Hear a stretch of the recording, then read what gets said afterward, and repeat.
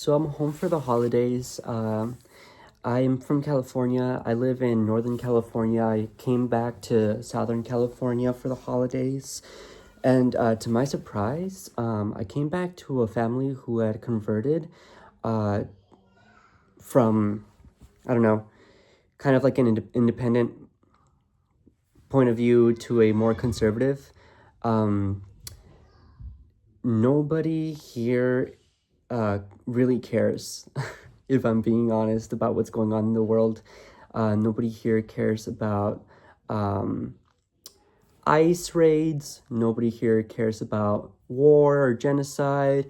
Nobody here cares about capitalism. Nobody here cares about the indigenous people of the land. They just don't care about anything. They are only kind of looking out for themselves.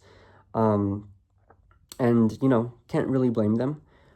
But I'm the type of person who is a firm believer in what I believe. And I was raising my voice, opposing all of these, I don't know, just like nonchalant point of views, being like, you know what, the world's on fire, at least it's warm. I'm over here fighting for clean water. I'm over here, helping as many people as I can, raising indigenous voices to mainstream media platforms, you know, taking care of people, making sure we're fed. And I come back home and my family basically is pretty much okay with all the things that the president is doing in the United States. And I'm strongly opposed to all of that. And everybody told me, like, my family, my immediate family, they're like, oh, please don't start with the politics. We don't want to talk about that here.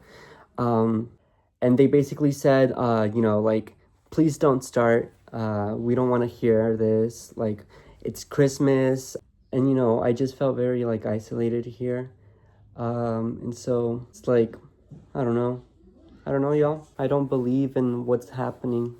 And everybody here is okay with people dying as long as it's not them. They're also okay with killing, with, like committing genocide. They're okay with that as long as it's not them. They're okay with everything as long as it's not them.